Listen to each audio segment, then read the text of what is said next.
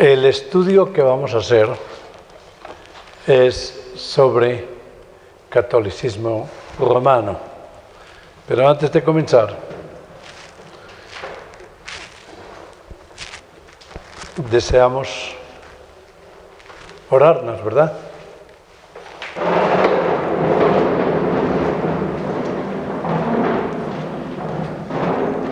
Padre Santo, te damos gracias por habernos regalado la fe en Cristo solamente como único y suficiente medio de justificación. Oramos, Padre Santo, para que durante la exposición de este curso sobre catolicismo romano y otras religiones,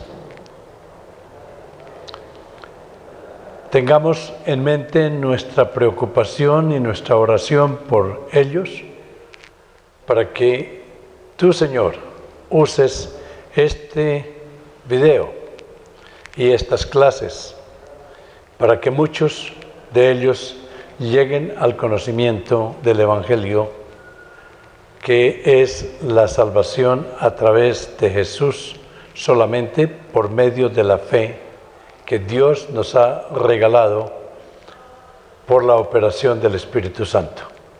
Y esto te lo pedimos en el precioso nombre de Jesús. Amén. Ok, lo que vamos a hacer vamos a ver el aspecto doctrinal, el valor doctrinal del texto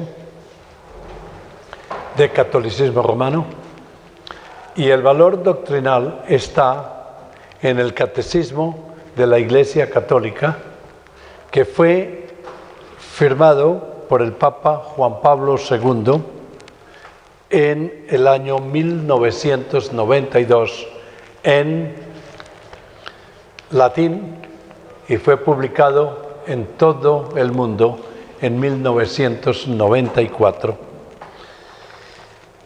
Y el Papa hace unas afirmaciones bien serias, bien dogmáticas sobre lo que contiene la doctrina oficial del catolicismo romano.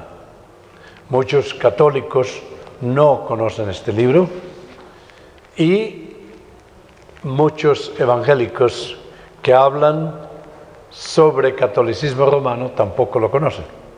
Por eso es tan importante que ustedes, que van a ser pastores,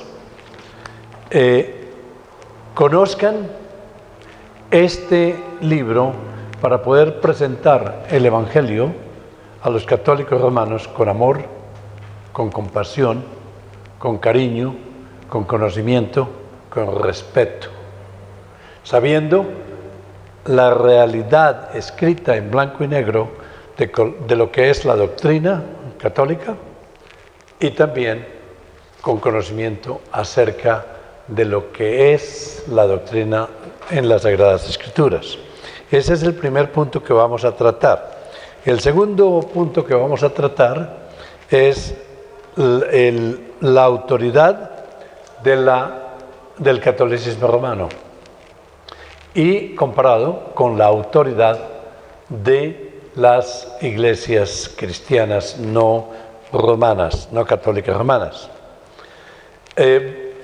Vamos a estudiar la autoridad de las Escrituras, la autoridad de la tradición, la autoridad del magisterio de la Iglesia, y luego, al analizar la autoridad del magisterio de la Iglesia, pues obviamente vamos a analizar un poco sobre el Papa y la autoridad pontificia del Pontífice de Roma, que se llama normalmente el Papa.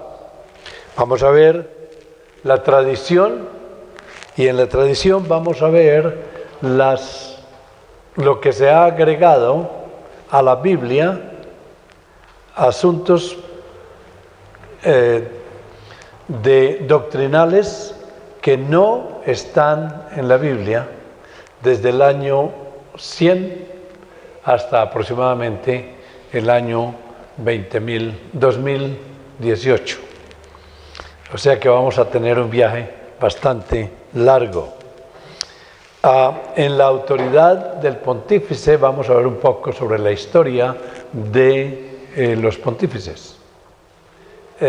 Y vamos quizás a analizar el número de papas que han habido y cómo esa tradición ha llegado hasta hoy. También veremos asuntos particulares como son los 10 mandamientos, la suficiencia de Cristo, los sacramentos. Vamos a analizar algunas doctrinas especiales como el purgatorio. Vamos a analizar cada uno de los sacramentos. Vamos a estudiar Mariología y los santos. Vamos a estudiar la Eucaristía o la Santa Cena.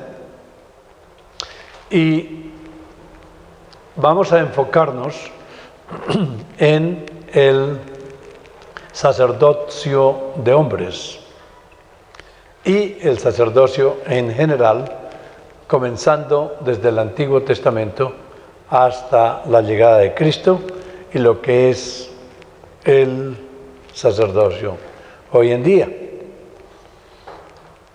Con el tema del sacerdocio vamos a gastarnos fácilmente 2 días y vamos a analizar todo el libro de los Hebreos para analizar el sacerdocio. Vamos a ver la idea del catolicismo romano de los santos comparado con las verdades bíblicas de los santos en las doctrinas bíblicas. Como parte del currículo vamos a ver el concepto, la doctrina del pecado, la doctrina de la salvación. Vamos a hacernos la pregunta clara si el catolicismo romano se puede catalogar como una iglesia y si se puede catalogar como una iglesia católica, como una iglesia cristiana. Respondiendo a las preguntas y a los temas que da el catecismo sobre quién es un católico. Luego vamos a comparar la doctrina básica de la Iglesia o del catolicismo romano con la doctrina básica de la Biblia sobre el plan de salvación. Cómo una persona queda salva dentro de la Iglesia Católica Romana y cómo una persona queda salva dentro de las iglesias bíblicas de las iglesias cristianas.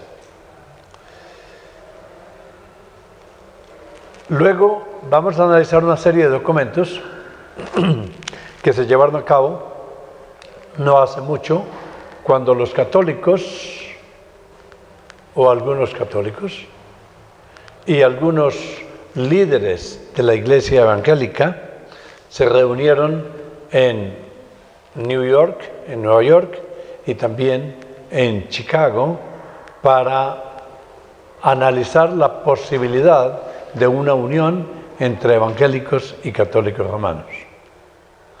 ¿Y qué pasó con esa propuesta? ¿A dónde llegaron? Y las razones principales que expusieron ambos bandos, ambas partes, para tratar de llegar a un acuerdo y a una unión. Y vamos a ver por qué se puede y por qué no se puede. La pregunta es, ¿pueden evangélicos y católicos estar unidos en la fe, y veremos esas doctrinas. Luego analizaremos específicamente las doctrinas católicas romanas y la semejanza de la doctrina católica romana con las religiones que se llaman cristianas, pero no se adhieren al tradicional evangelismo histórico del siglo XVI, que va bajo la Reforma Protestante de 1517. ¿Y cuáles son las diferencias básicas?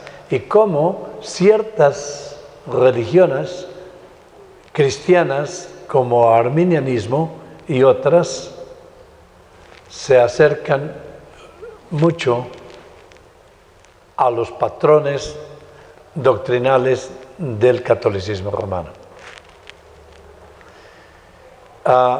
Vamos a analizar los puntos principales, los 11 puntos principales del evangelismo o de la Iglesia Bíblica Evangélica. ¿Qué son la soberanía de Dios? Las solas de la Reforma Protestante del siglo XVI y el acróstico TULIP, o sea, las doctrinas básicas de la gracia y de los decretos eternos de Dios bajo las doctrinas de la gracia.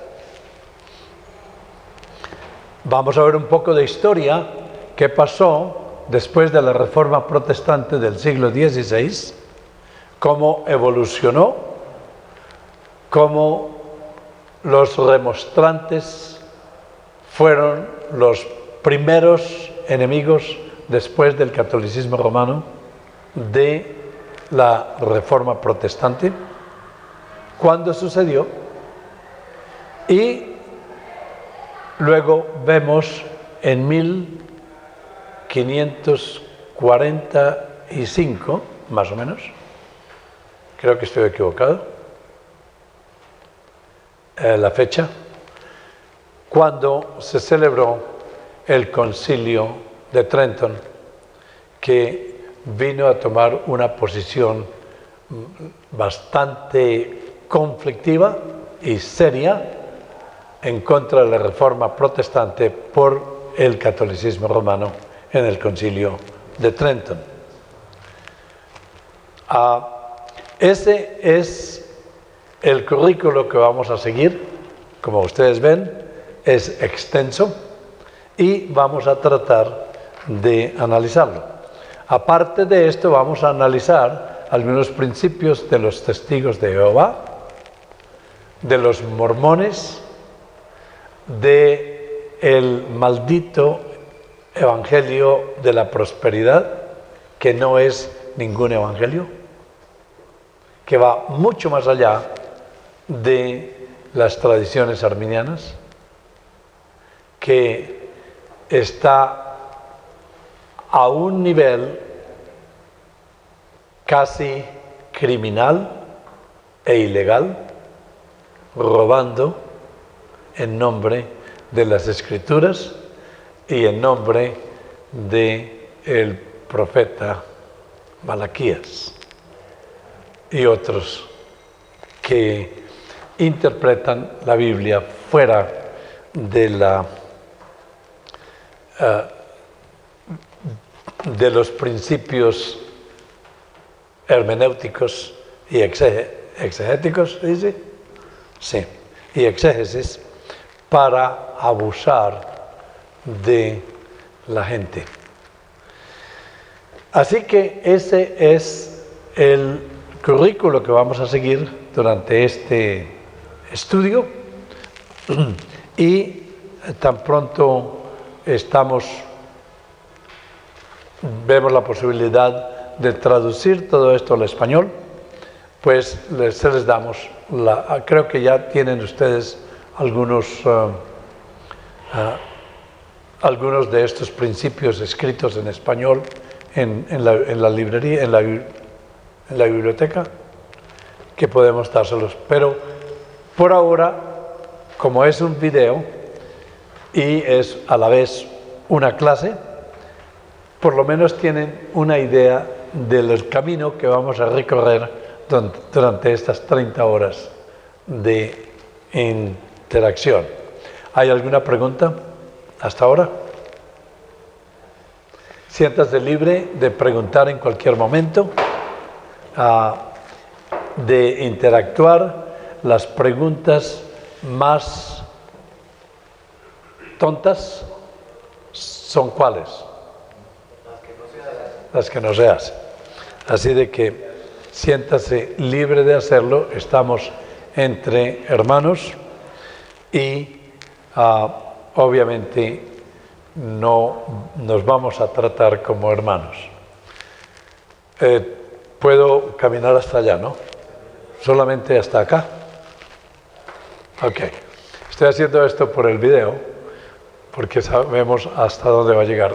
Realmente este video que vamos a hacer hoy lo hice hace unos 4 o 5 años en Bogotá, pero lo hice de una forma casual para un grupo grande de personas, como una conferencia,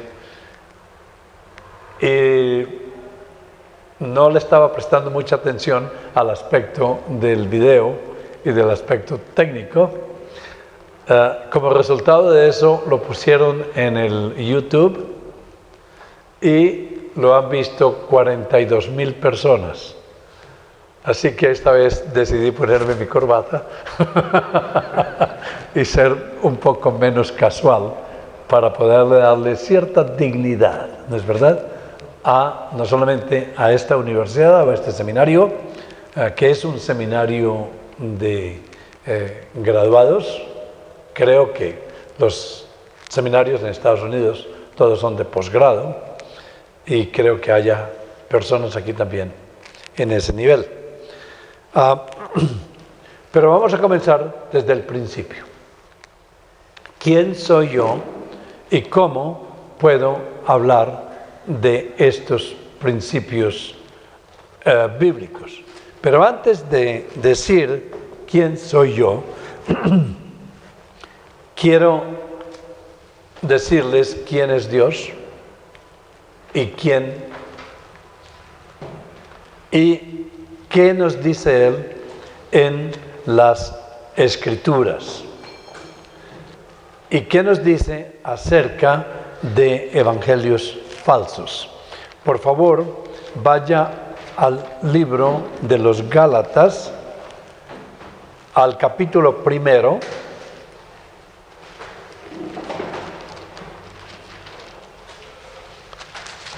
Y en el libro de los Gálatas, capítulo 1,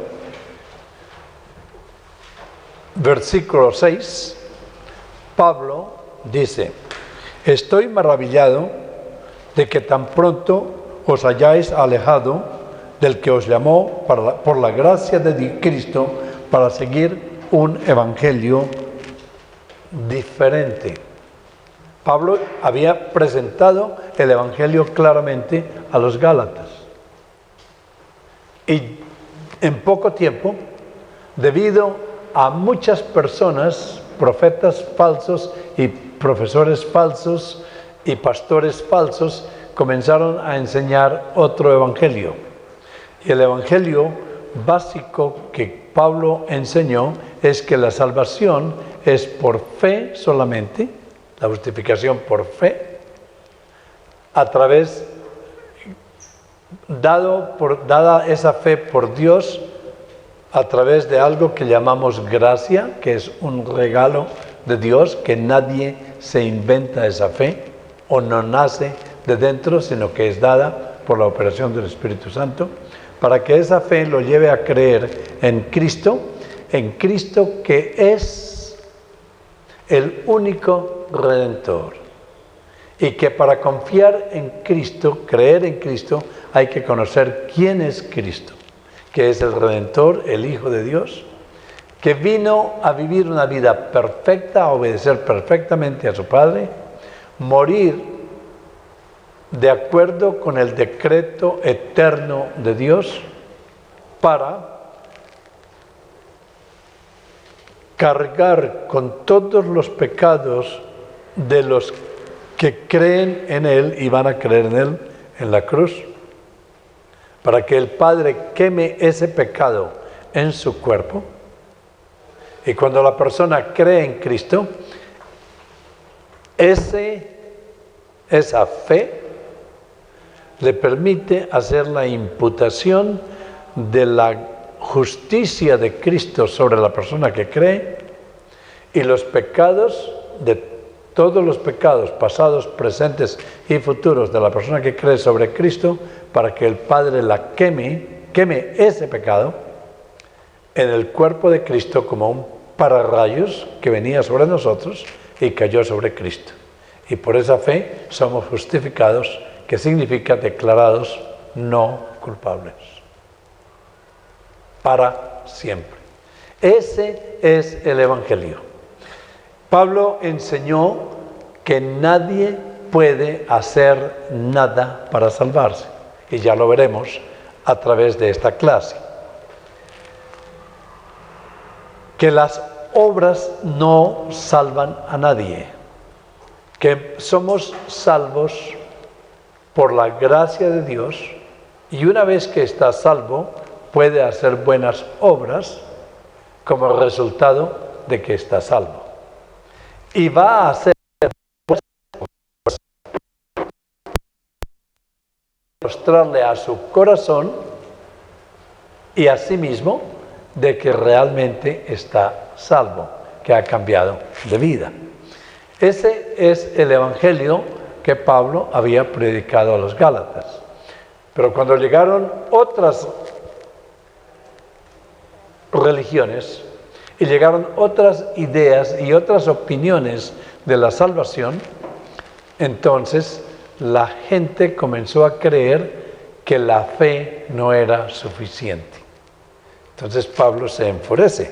Estoy maravillado. Maravillado quiere decir I am in shock. Estoy altamente sorprendido, estoy aterrado. Como cuando usted tiene un accidente, no está maravillado que tuvo un accidente, está sorprendido, está aterrado, está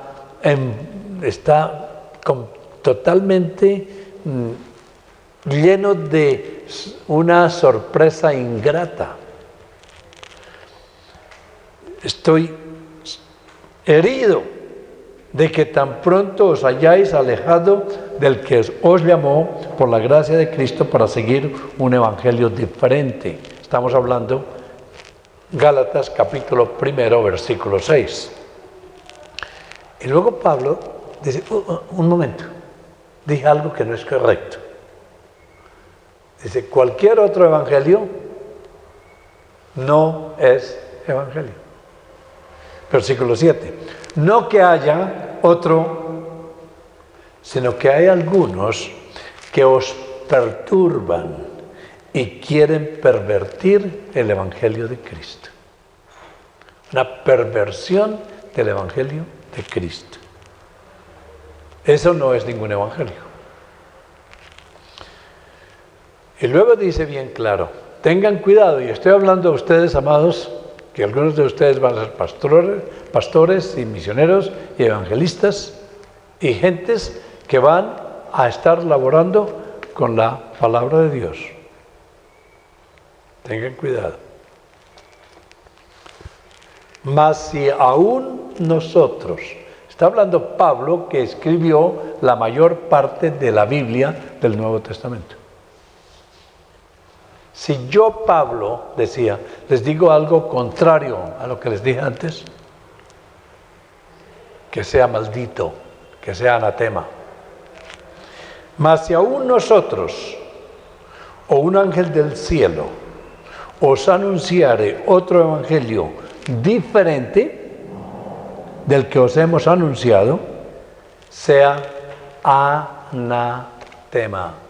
Eso quiere decir maldito. condenado.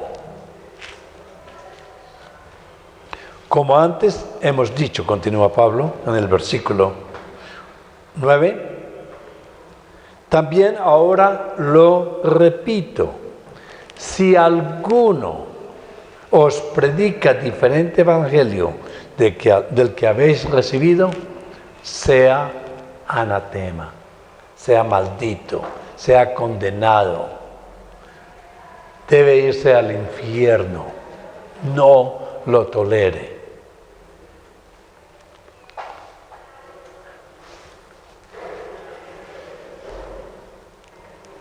No tratamos de agradar a hombres más. No tratamos de seguir las tradiciones de un evangelio que no es evangelio o falso para tener contentos a nuestros familiares. No se puede apartar de lo que creció y vivió con sus padres. Dice Pablo, pues busco ahora el favor de los hombres o el de Dios. ¿O trato de agradar a los hombres? Pues si todavía agradara a los hombres, no sería siervo de Cristo. ¿Qué quiere decir eso? No sería cristiano. Si conociendo la verdad y por temor a los familiares, porque se ha salido de una institución católica romana donde nació y creció, después de conocer la verdad, si se queda ahí, Pablo dice, maldito, porque usted está tratando de agradar más a los hombres que a Dios. Y si trata de agradar a los hombres más que a Dios, no es cristiano. ¿Alguna pregunta hasta aquí? No. Eso es lo que Dios dice del Evangelio. Es claro que en el catolicismo romano se presentan doctrinas contrarias a la Biblia, y ya las analizaremos. Entonces, si se presentan doctrinas contrarias a la Biblia, escritas en blanco y negro, en su código, en su libro, pues obviamente necesitamos comparar este libro escrito por hombres y este libro escrito por hombres, pero bajo la inspiración del Espíritu Santo. Este libro es canónico, quiere decir todos los libros que están, todos los 66 libros que están en este libro, en la Biblia, son inspirados por el Espíritu Santo. Son canónicos. Este libro no es inspirado por el Espíritu Santo, no es canónico. Entonces, lo que vamos a hacer en este curso es comparar estos dos libros, el libro del catolicismo romano y el libro de Dios, el libro de la Biblia. Y si están de acuerdo, pues fantástico. Si no están de acuerdo, entonces tenemos que tomar una decisión, qué libro vamos a aceptar y qué verdades, a través de qué verdades vamos a vivir. Bueno, yo iba a ser un sacerdote católico romano. Estudié en el seminario de los Padres Misioneros de la Consolata en Bogotá y estudié toda mi vida dentro del catolicismo romano. Cuando estaba listo para ir a Roma a continuar los estudios para ordenación y ser ordenado, por una serie de circunstancias no me quedé en Bogotá para ayudar con un colegio católico en el aspecto docente como vicerrector del colegio, porque los padres de la Consolata en esa época no hablaban español, hablaban solamente italiano, y obviamente para ayudarles. Fueron mis compañeros a Roma y obviamente me quedé en Bogotá. Perdí el sentido de camaradería, no era ni por un asunto de cristianismo o de doctrina. Perdí el sentido de la falta del fútbol y del compañerismo con todas las personas con que habíamos pasado tantos años juntos. Y obviamente, como miembros de esa organización de la Consolata, estaba Monseñor Castro, que iba unos años adelante de mí, que ahora fue el obispo de Tunja y fue el negociador entre la FARC, se dice, y el gobierno. Tal vez ustedes oyeron de él. Monseñor Castro estuvo en mi casa en Filadelfia porque cuando partí de Colombia a Estados Unidos, en Estados Unidos nuestra casa en la ciudad de Filadelfia, a unos 80 millas de Nueva York, era realmente la casa de los misioneros. Ahí paraban todos los sacerdotes que venían de África, no todos, pero muchos, y para Colombia y de Colombia a África. En el seminario, durante mi tiempo en el seminario, nunca leímos la Biblia. Ninguno de mis compañeros que yo sepa tenía Biblia. Había una Biblia en la biblioteca, pero era extraordinariamente grande, solamente para hojearla. Durante los servicios de oración y las misas, siempre se leían porciones de la Biblia, pero no la Biblia completa. Se leían, y todavía hoy el programa de predicación del catolicismo romano sigue unos estándares donde cada domingo se lee una porción de la Biblia, pero normalmente desconectados. No hay secuencia, no hay predicación expositiva. Oí decir que ustedes van a tener un profesor de predicación expositiva, ¿no? El mejor del mundo. El mejor, realmente el mejor del mundo. Steven Lawson viene la próxima semana. Es increíble que haya aceptado venir a enseñar 30 horas.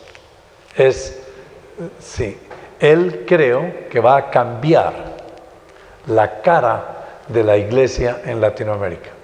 Usted sabe que se han inscrito más de 350 pastores, me han dicho, para venir, y también van a venir cerca de 600 personas en las noches, y durante el día vamos a tener casi 400. O sea que va a ser un evento sumamente interesante. Su objetivo principal es enseñar predicación expositiva. ¿Qué quiere decir eso? Tiene algo que ver con catolicismo romano. Predicación expositiva es cuando se deja que la Biblia hable.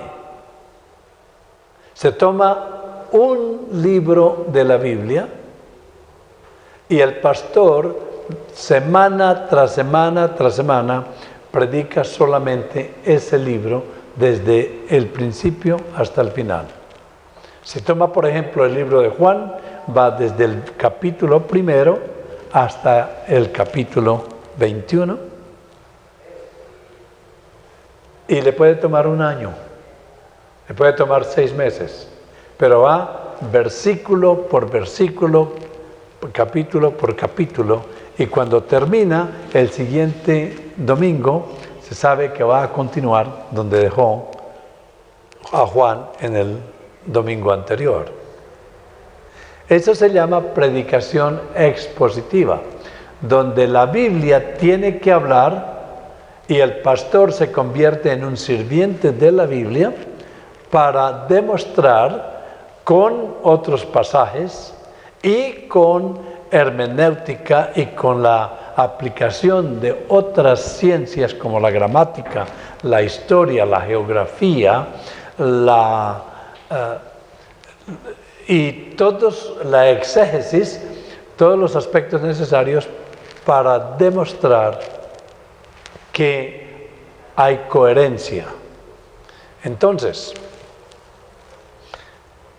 cuando una persona no enseña expositivamente, sino enseña temáticamente, el pastor o el individuo que va a predicar toma un tema, lo declara como verdad, hace todos los análisis humanos para demostrar y filosóficos e históricos que eso es verdad, y morales y éticos, y luego agarra la Biblia, distintos pasajes para probar su punto. O sea que la Biblia se le convierte en su esclavo o esclava. La predicación expositiva es lo contrario.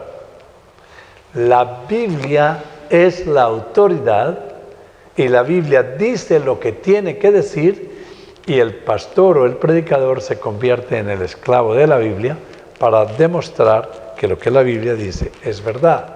¿Notan la diferencia? En el catolicismo romano no hay esa secuencia. No hay manera de seguir.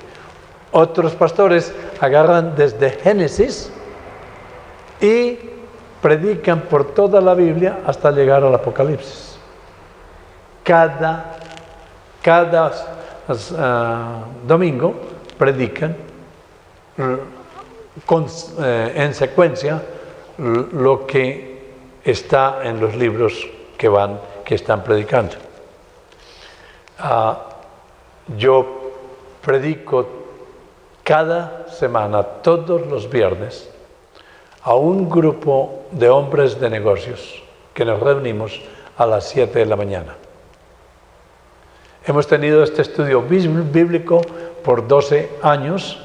Antes de yo estar ahí, ya tenían 2 años que había iniciado. El estudio bíblico lo inició el doctor Borg Parsons, que ahora es el que reemplazó al doctor R.C. Sproul en St. Andrew's Chapel, y cuando él no podía continuar me pidió que lo hiciera.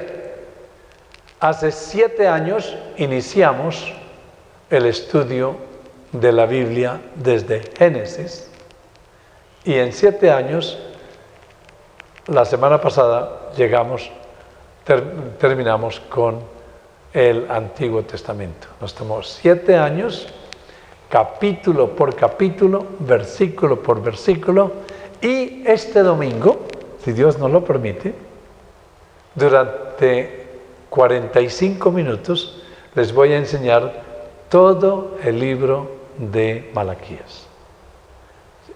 11 puntos básicos en el libro de Malaquías.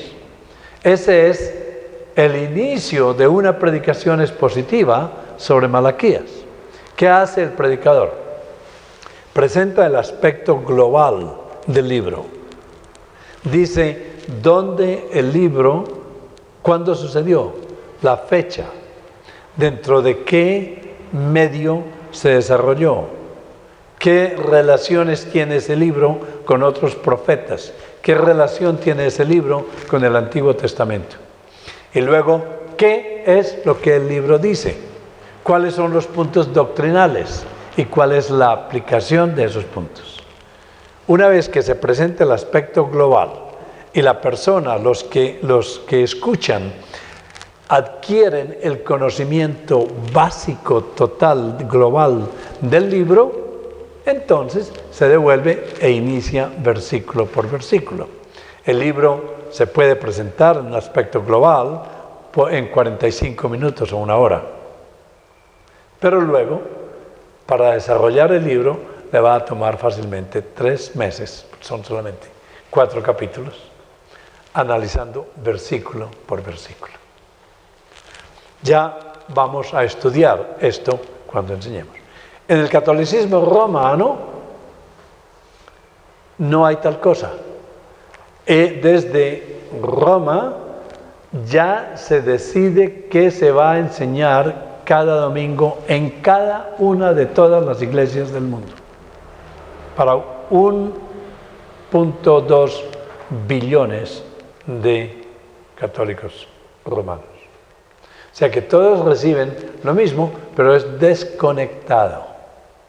Y luego, el siguiente domingo, pasa a otro tema, y el siguiente domingo a otro tema. Obviamente, hacen alguna conexión con el Antiguo Testamento y el Nuevo Testamento. En efecto, leen un pasaje del Antiguo Testamento y luego el Evangelio del Nuevo Testamento, y se hace ese tipo de conexión. Pero está desconectado con la Biblia. O sea, que cuando usted termina, está en algún tiempo dentro del catolicismo romano, nunca va a entender todo lo que la Biblia dice. Les puedo dar un ejemplo. Todos ustedes, o la mayoría de ustedes, creo, han leído 100 años de soledad, ¿sí? ¿Cómo se llama? De Gabriel García Márquez. O han leído cualquier novela, La María, por ejemplo, La Vorágine, cosas clásicas de la literatura latinoamericana. Si usted lee un libro y lee una partecita acá, otra parte acá, otra parte acá y otra parte acá, y le preguntan qué dice el libro, ¿qué puede contestar? Nada. No tiene idea de lo que dice el libro. ¿Por qué? Porque lo ha leído por partes. Si una persona, un ser querido, le envía una carta y usted lee esa carta, una partecita acá, otra partecita acá, otra, y al final otra partecita, y luego la guarda, y dentro de 2 años la saca nuevamente y lee otra partecita, y alguien le pregunta, ¿qué dijo? ¿Qué le dijeron en esa carta en general? No tiene ni idea. Eso fue lo que está pasando con el catolicismo romano. Y yo lo sé porque yo iba a ser sacerdote. Porque yo estudié y lo que estudiamos más que todo fue la Suma Teológica de Tomás de Aquino. Y todas las normas y la tradición y las doctrinas específicas del catolicismo romano, sin ninguna conexión con la Biblia, o muy poca conexión con la Biblia, solamente cuando es necesario. Entonces, después de 2 años, de año y medio más o menos, en Bogotá decidí, en lugar de irme a Roma, no continuar en el seminario y me fui a Estados Unidos, donde estudié en la Universidad de Temple, en Filadelfia, administración escolar. Se llama School Business Administrations. Y después de graduarme, obviamente, laboré como rector de un colegio secundario del gobierno en Filadelfia. Mi esposa también trabajaba con las escuelas de Filadelfia y éramos extraordinariamente católicos, romanos. Íbamos a misa todos los días. En efecto, íbamos a cualquier función de la iglesia. Era algo intrínseco en nosotros. Pero mi esposa no podía dormir porque tenía miedo de morirse e irse al purgatorio, a quemarse por cantidades de años para pagar por los pecados que quizás se le habían olvidado confesar en el confesionario, o para pagar por los pecados veniales que había cometido, o si se moría sin confesión, tenía que irse al purgatorio. Levanten la mano los que conocen la doctrina del purgatorio. ¿Más o menos? Ok. Como está dentro del tema, tengo que explicarla. La doctrina del purgatorio, ya llegaremos ahí, esto es solamente una introducción. La doctrina del purgatorio, y la vamos a analizar, la doctrina del purgatorio, con lo que está escrito en Roma. La doctrina del purgatorio dice que si una persona, primero que todo, hay 3 destinos en la eternidad: el cielo, el infierno y el purgatorio. Tenían 4 destinos, pero creo que eliminaron uno, que era el limbo. El limbo es cuando los niños mueren y tienen que ir al limbo a esperar la resurrección. De eso lo han eliminado, pero ahora, creo que lo han eliminado, pero ahora hay 3 destinos: el cielo, el infierno y el purgatorio. Jesús habló bien claro de 2 destinos, ¿no es verdad? ¿Qué son? El cielo y el infierno. Y habló más del infierno que del cielo, porque es urgente. Nunca dijo ni una sola palabra acerca del purgatorio. El purgatorio fue una doctrina creada por Roma y se convirtió en un dogma de fe en el año 1439 en el Concilio de Florencia. Antes se podía aceptar o no aceptar. El purgatorio es un sitio donde, si la persona muere bajo pecado mortal, que es un pecado grave,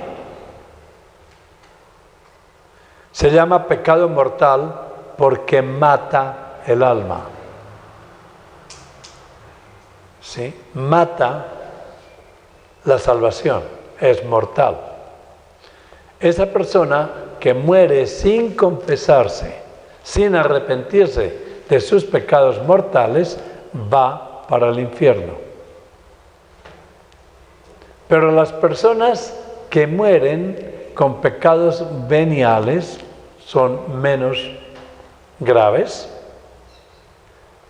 y se le ha olvidado confesarlos o no ha llegado al momento de arrepentirse totalmente por todos, se va al purgatorio. Y en el purgatorio hay unas llamas tremendas y un sufrimiento extraordinariamente grande, y esas llamas limpian al alma de los pecados que ha llevado al purgatorio. Y depende la cantidad de pecados y la gravedad y el número y la gravedad de los pecados veniales,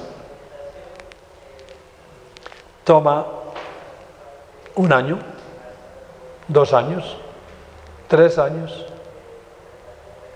100 años, 200 años, 1000 años, 3000 años, 10.000 años, 50.000 años, hasta que esas llamas lo purifican totalmente para poder entrar limpio y sin mancha a la presencia de Dios. Porque Dios no puede tolerar la presencia de pecado. Y esa es la doctrina del purgatorio. Entonces, las personas que mueren en esa condición van al purgatorio a sufrir hasta que se purifican. Purgatorio,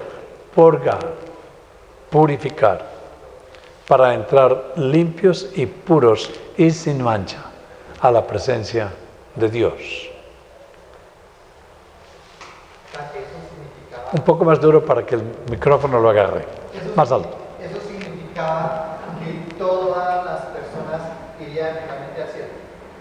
Eso significaba que todas las personas que terminan en el purgatorio eventualmente van para el cielo. Sí. pero no van para el infierno, pero para el cielo, pero les toma mucho tiempo. Y para acortar los años en el purgatorio, entonces se dicen misas por los muertos, para sacarlos del purgatorio. Y nosotros, de acuerdo con la doctrina de Roma, debemos orar por los muertos para sacarlos del purgatorio. Y hay que pagar, las misas cuestan, no es gratuito. Hay que pagar para que un sacerdote diga misas para sacar a una persona del purgatorio. Esta es la razón por la cual el protestantismo existe. ¿Sabían ustedes eso? ¿Por qué? Porque cuando el Papa Pío X estaba terminando la edificación que comenzó el Papa Julio II de la Catedral Basílica de San Pedro en Roma, y no solamente la Catedral y la Basílica de San Pedro en Roma, sino también toda la ciudad de Roma, porque toda la ciudad de Roma era de los estados papales. En efecto, Julio II, su propósito principal fue hacer de Roma la ciudad más bella del mundo. Y lo consiguió. Y luego, Pío X continuó con eso hasta el punto de que el Vaticano casi se va en bancarrota con las deudas del embellecimiento de Roma y del pago por todos los asuntos artísticos y de embellecimiento que tomó el Vaticano. Está allí la Capilla Sistina, está la catedral más grande del mundo. Es increíble la cantidad de dinero. Cuando Pío X descubrió que no tenía suficiente dinero, se le ocurrió una idea extraordinaria. Y la idea extraordinaria fue usar los millones y millones de almas que él creía estaban en el purgatorio. Y decidió que como él era el vicario de Cristo y como él es el jefe, la cabeza del catolicismo romano, que le llama Iglesia Católica Romana, podía con su firma decidir cómo podría acortar el tiempo en el purgatorio. Entonces, decretó que se cobraran indulgencias. ¿Han oído hablar de eso? Sí. Y envió especialmente a Roma a un señor Tetzel y a otros a pedirle a la gente que tuvieran misericordia de sus seres queridos que estaban en el purgatorio. Y llegaban, decía, ¿cómo tú amas a tu mamá? Está muerta, pero está en el purgatorio. ¿Le gustaría sacar a tu mamá del purgatorio? Solamente te cuesta $1.000.000. ¿Cómo gastas tú $1.000.000 y no tienes compasión de tu mamá? Si pones $1.000.000, el Papa ha firmado un documento, un certificado que saca a tu mamá del purgatorio. ¿Sí? Pero como tu papá era un poco más pecador, a él le va a tomar $2.500.000.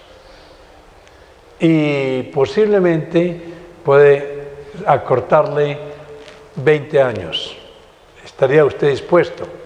Si su padre está en la cárcel y va a estar 100 años en la cárcel, ¿usted podría acortarle solamente, quitarle 80 años para que solamente le cuesta tanto? Esa es la idea de purgatorio. Mi esposa no podía dormir porque creía que iba a ir al purgatorio.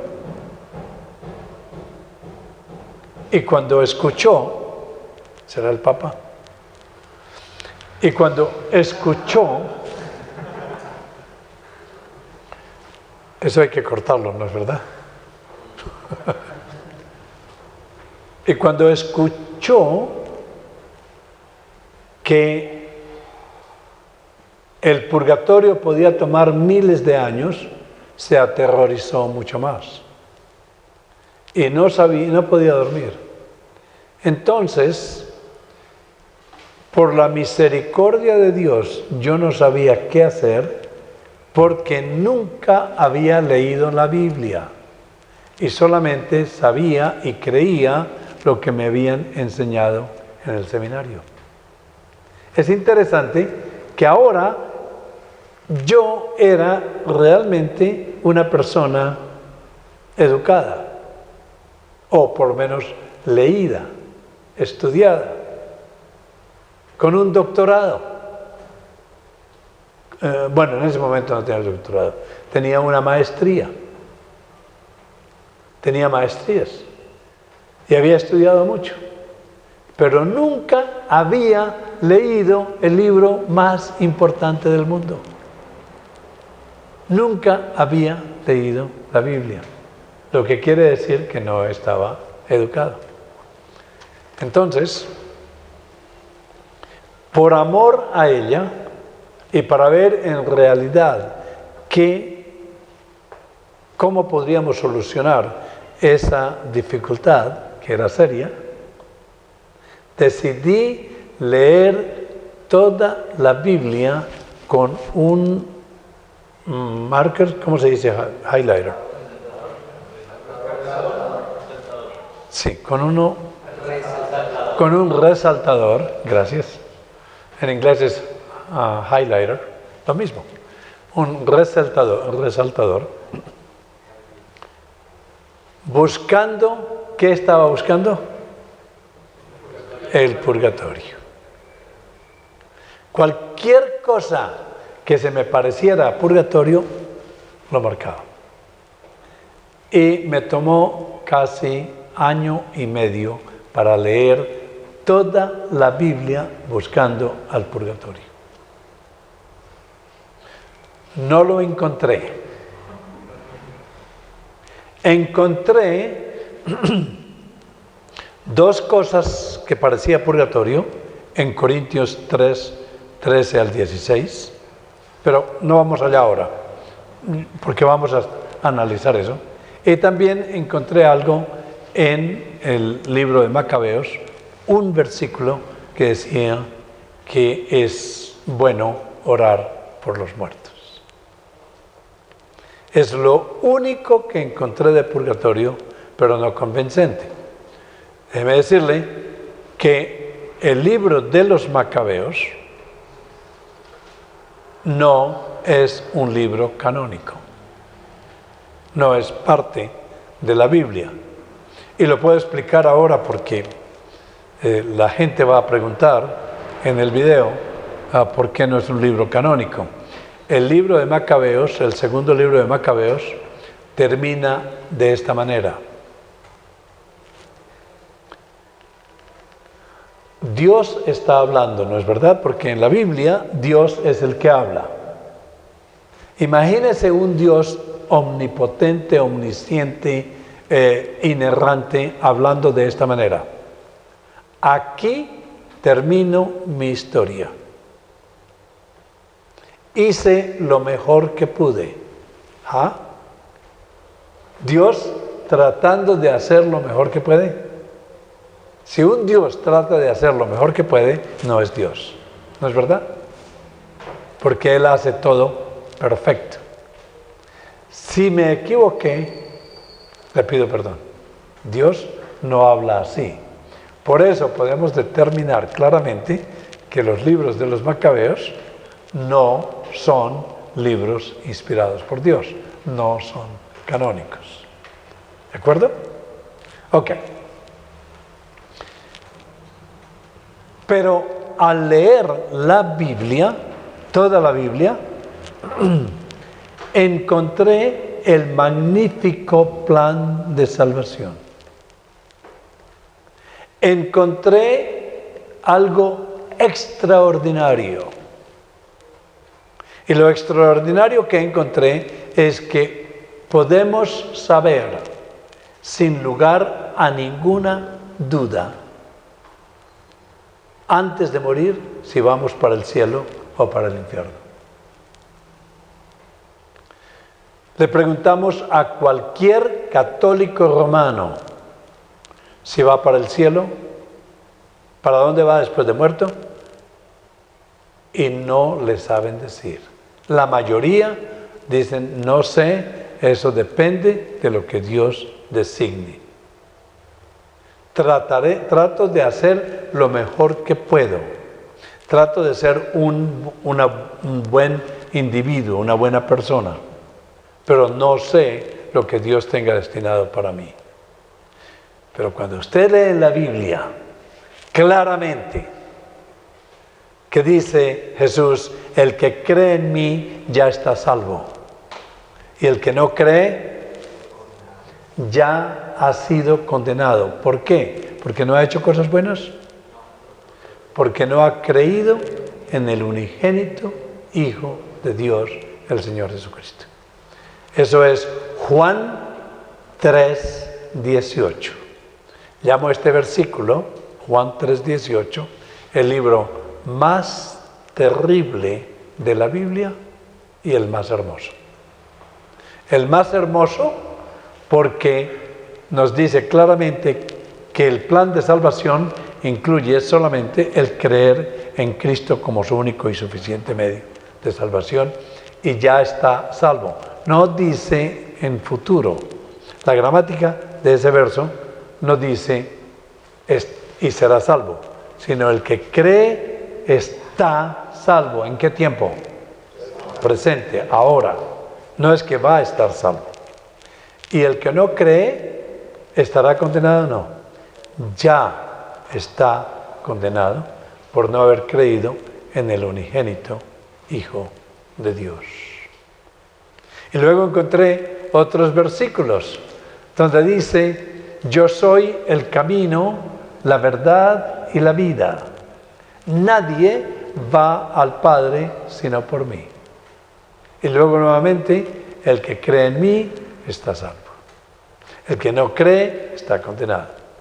Y luego, y muchos versículos. Entonces, cuando encontré eso,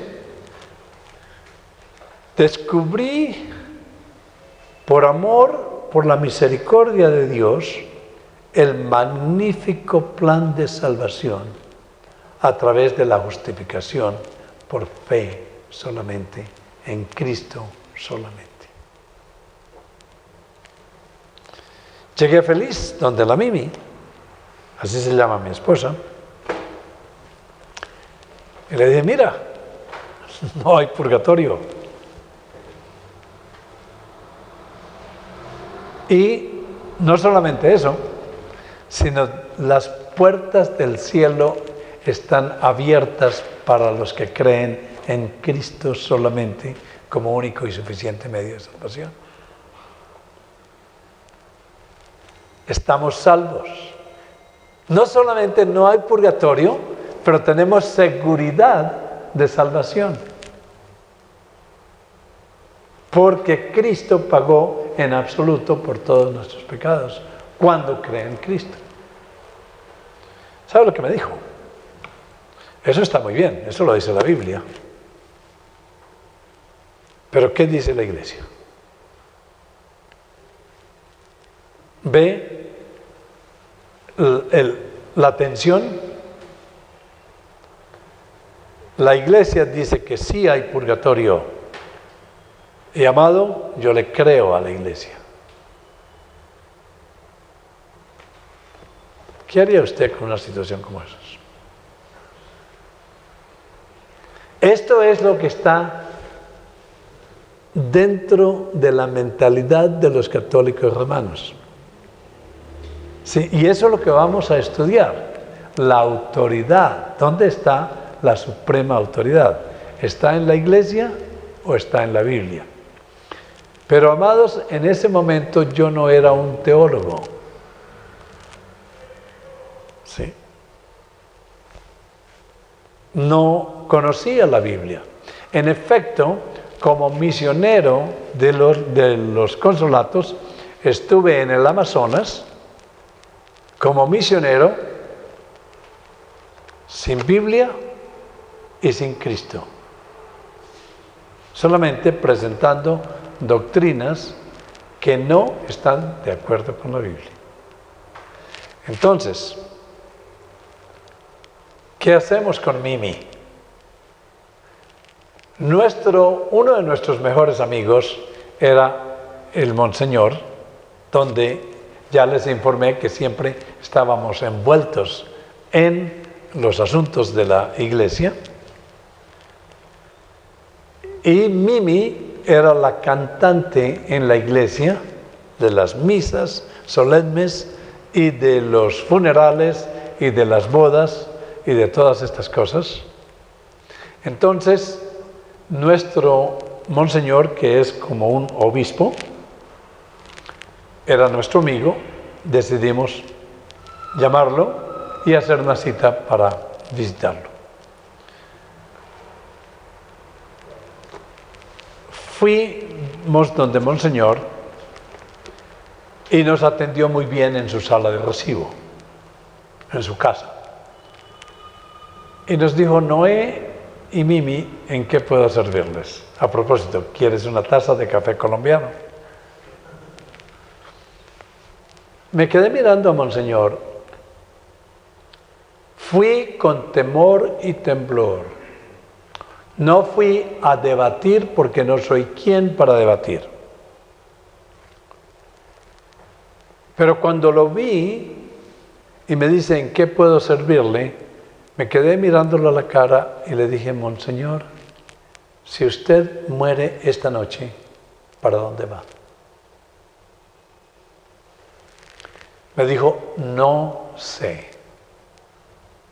Lo mejor que puedo esperar es el purgatorio.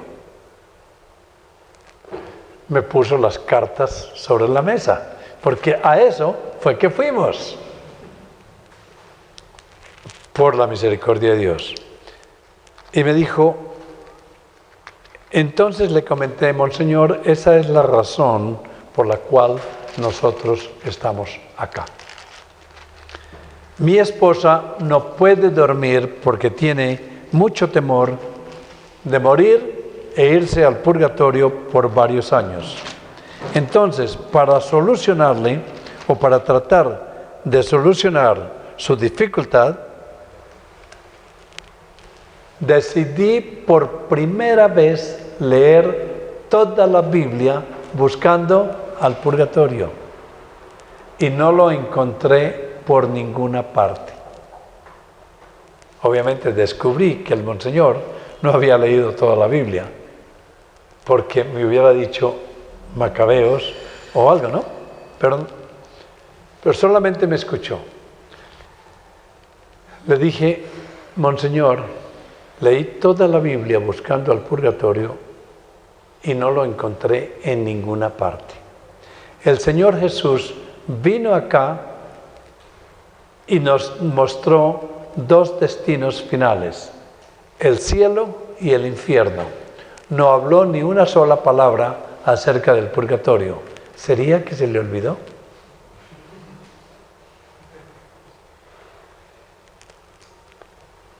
Luego le dije, seguí leyendo por toda la Biblia y encontré algo contrario al purgatorio. En Colosenses, capítulo 1, ¿sí?, versículo 19 en adelante, la Biblia destruye la idea de purgatorio. Dice lo siguiente: por cuanto agradó al Padre que en él habitase toda plenitud. ¿En quién? En Cristo. Y por medio de él, por medio de Jesús, reconciliar consigo todas las cosas, así a las que están en la tierra como las que están en los cielos, y haciendo la paz. ¿Entendió eso? Mediante la sangre de la cruz.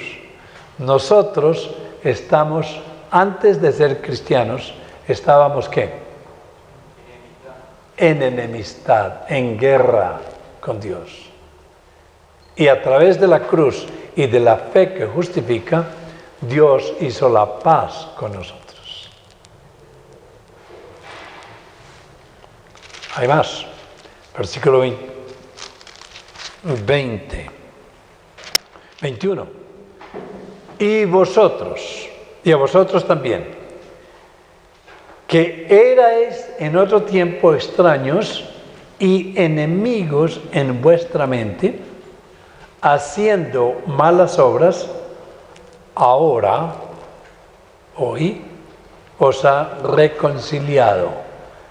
¿Qué quiere decir reconciliar? Le ha dado salvación. Le ha dado salvación.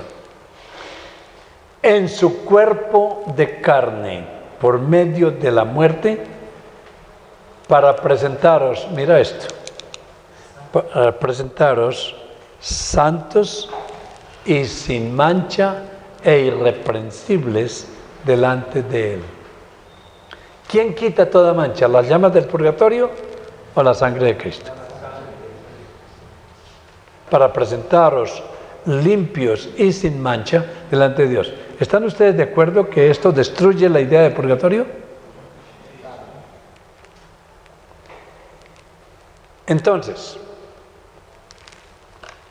le presenté esto, le dije: Monseñor, viendo esto, el purgatorio no es una doctrina cualquiera. El purgatorio es una doctrina extraordinariamente seria y grave, atacando la Biblia y el carácter de Dios. Ataca directamente la suficiencia de la sangre de Cristo para pagar en absoluto por todos los pecados. Si la sangre de Cristo solamente paga por los pecados mortales, la sangre de Cristo no es suficiente. Si unas llamas materiales en el purgatorio le ayudan a la sangre de Cristo para pagar en absoluto por todos los pecados, obviamente, Monseñor, la sangre de Cristo no es suficiente. Y si la sangre de Cristo no es suficiente, tampoco Cristo es suficiente. Y si Cristo no es suficiente, no somos cristianos. El purgatorio ataca directamente la suficiencia de la sangre de Cristo para pagar en absoluto por todos los pecados.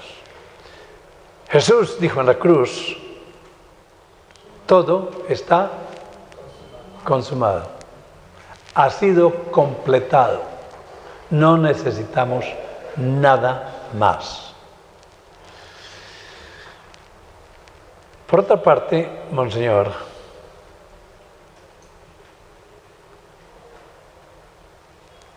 el tiempo, por definición, es temporal. En la eternidad existe secuencia de eventos, pero el tiempo no es el mismo. Si el tiempo es temporal por definición, ¿cómo contamos años en el purgatorio? ¿Y quién los cuenta? ¿Y quién va a orar por Simón Bolívar o por Washington? ¿O quién está orando por ellos para sacarlos del purgatorio? Por otra parte, el purgatorio realmente es una idea que no está en ninguna parte de la Biblia. Se originó en varios siglos después de Cristo, la idea de purgatorio ya en el siglo IV o algo así, pero no era declarado como dogma de fe hasta el año 1349, o 1439, perdón, en el concilio de Florencia. Entonces, ¿qué pasaba con las personas que morían antes de esto? El Señor me estaba escuchando, pero yo estaba hablando con temor y temblor, ¿sí? Porque yo solamente le estaba diciendo lo que había descubierto en la Biblia y en la historia de la iglesia. Entonces me contestó y me dice: Noé, la verdad es que el purgatorio no existe. Mi esposa se curó, porque ahora escuchó de la iglesia y escuchó de la Biblia. Entonces le dije: Monseñor, si el purgatorio no existe, ¿por qué lo enseñan? ¿Y por qué usted tiene sacerdotes enseñando algo que no es verdad? Dijo: la verdad es que nosotros hablamos del purgatorio para consolar a muchas personas que están en un funeral, para que no se entristezcan sabiendo que sus seres queridos están en el infierno. Le dije: Monseñor, ¿por qué no les enseñamos a los seres queridos que están presentes la verdad para que no vayan al infierno? Hablamos por algún tiempo con Monseñor y obviamente él nos dijo: la verdad es que Dios los ha tocado a ustedes en una forma extraordinaria y creo que no pueden seguir siendo católicos romanos en conciencia, porque han conocido, Dios les ha revelado algo más profundo de lo que estamos enseñando. Y me dijo: me gustaría hacer mis maletas e irme con usted, pero ya estoy anciano, ya no sé qué hacer, y fue como un chiste. Sin embargo, salimos de ahí, me matriculé en un seminario reformado e hice mi doctorado en ese seminario, y mi tesis fue un estudio comparativo entre la doctrina oficial del catolicismo romano y las Sagradas Escrituras, que es lo que teníamos aquí, pero se desapareció. Y cuando terminé de escribir esta tesis, me invitaron a muchos sitios para dar conferencias sobre este tipo, e inclusive a sacerdotes, y tuvimos debates increíbles. Y en estos debates muchas personas llegaron al conocimiento de la verdad de las Escrituras.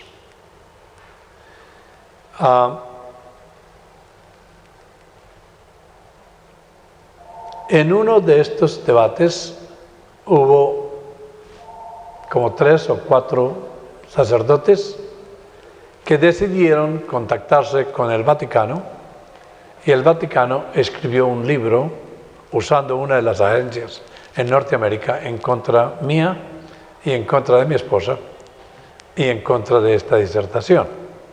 Esa fue una gran ayuda porque nos puso en el mapa, que inmediatamente nos invitaron a distintos sitios, y le escribí a todos mis amigos aquí de la Consolata para comentarles las diferencias básicas entre la doctrina de Roma y las Sagradas Escrituras.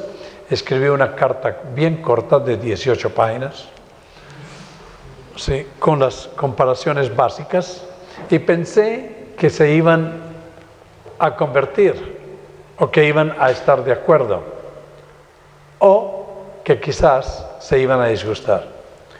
Uno de los amigos míos, que es sacerdote, me invitó para un debate por televisión en Bogotá con el obispo. Vine al debate en Bogotá y obviamente ni el obispo ni los sacerdotes asistieron, pero asistieron cantidades de gente. Entonces tuve un debate conmigo mismo, ¿no? Y mi debate fue muy simple.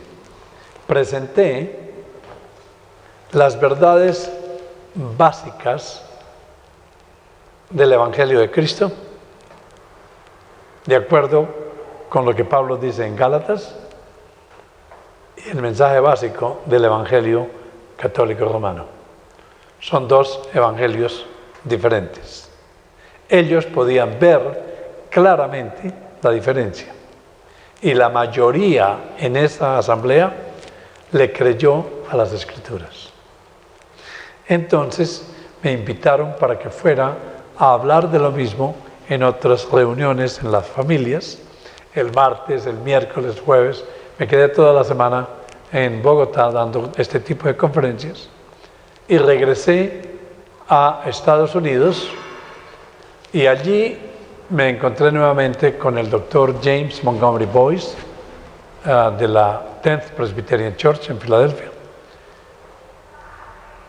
Y le comenté entonces, de allí nació una misión que se llamó Gospel Through Colombia, GTC o GTC.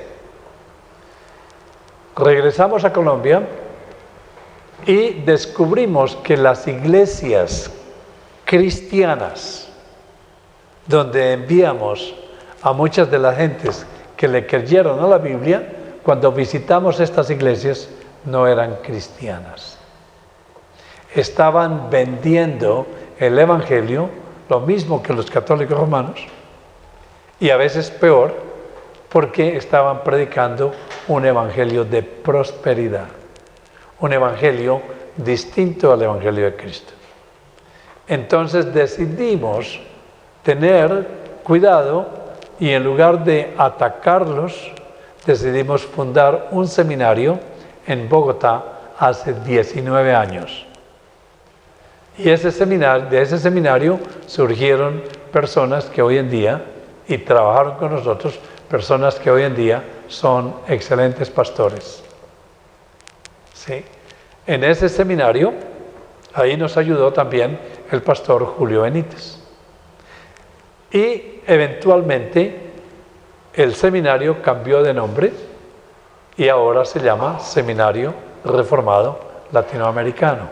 O sea que ustedes tienen una tradición de más de 19 años. Y una de las cosas que dijo el doctor James Montgomery Boyce, cuando hablamos sobre esto, me dijo: Noé,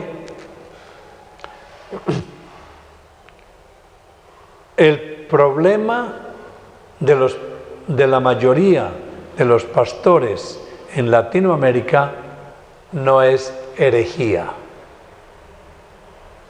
El problema es la falta de educación. Vamos a iniciar la educación. Y desde entonces Dios nos ha permitido presentar con conferencias y con seminarios y con todos estos medios el Evangelio a más de 2000 pastores. Hoy en día hay 15 sedes del Seminario Reformado Latinoamericano y hay cantidades de iglesias creciendo, y uno de los países donde está creciendo mucho más, aparte de Colombia, es Venezuela y Bolivia. Tengo entendido que Venezuela está la hoguera prendida con la reforma protestante del siglo XXI, gracias a este tipo de educación. Este estudio, del estudio comparativo, con la idea no de hablar mal del catolicismo romano, sino con la idea de entender por qué ellos piensan así y la idea de entender por qué nosotros pensamos de otra manera. Los dos puntos que seguimos, la Biblia o el catecismo. Y con la idea de que tengamos la disponibilidad y el conocimiento de presentar el Evangelio a los católicos romanos con amor, con cariño, con comprensión, con respeto. Voy a decir algo que a los evangélicos en general no les gusta. Lo dije en Houston, en una conferencia, e inmediatamente salió por Facebook y por los medios de comunicación de que el doctor Acosta se había vuelto católico romano. Pero lo voy a repetir acá. Tenemos que hablarles a los católicos romanos con amor y con comprensión la verdad, amando a María, la madre de nuestro Señor Jesucristo. El que no ama a María está contra la Biblia, porque en el Evangelio de Lucas dice claramente que bienaventurada me llamarán todas las generaciones, amando a los santos,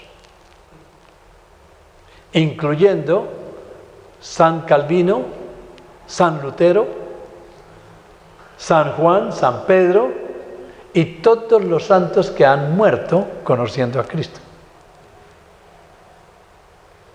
Usted no odia a Pedro, usted no ama a Jesús y odia a su mamá.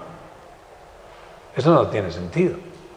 Dios escogió a María desde antes de la fundación del mundo para ser la madre de nuestro Señor Jesucristo. Lo único que tenemos que decirles claramente es que solamente hay un ser en todo el universo, cielo y tierra. Solamente hay uno que tiene dos naturalezas, la naturaleza humana y la naturaleza divina. ¿Quién es?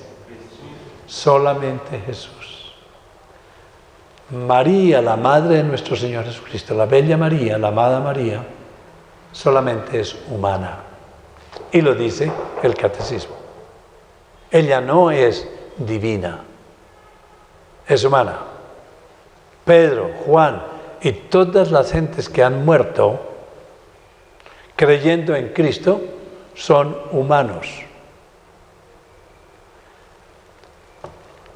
O sea, que debemos decirles que amamos a María, amamos a los santos y vamos a Dios solamente a través del Señor Jesucristo. Que el Señor Jesucristo, al ser humano, nos comprende. Al ser divino, es omnipresente en la presencia del Espíritu Santo. Que los santos y María no son omnipresentes porque serían dioses, porque ese es el carácter de Dios, es uno de los atributos del Santo Dios que no se los da a nadie, a ningún humano. Por eso, aunque amemos a María y amemos a los santos, no vamos a través de ellos a Cristo, a Dios, sino a través del Señor Jesucristo. Entonces, cuando presentamos el Evangelio en esa forma de verdad, no tenemos por qué pelearnos. Porque ahora no se trata de decir quién tiene la razón o quién no tiene la razón. Se trata de decir cómo hace un individuo para ser salvo. ¿Qué debo hacer para ser salvo? Y la respuesta es nada. Porque no podemos hacer nada, sino por la misericordia de Dios, Él nos regala la fe para creer en Cristo y para ser salvo debe creer en Cristo, pero cree en Cristo solamente cuando Dios le da esa fe para creer.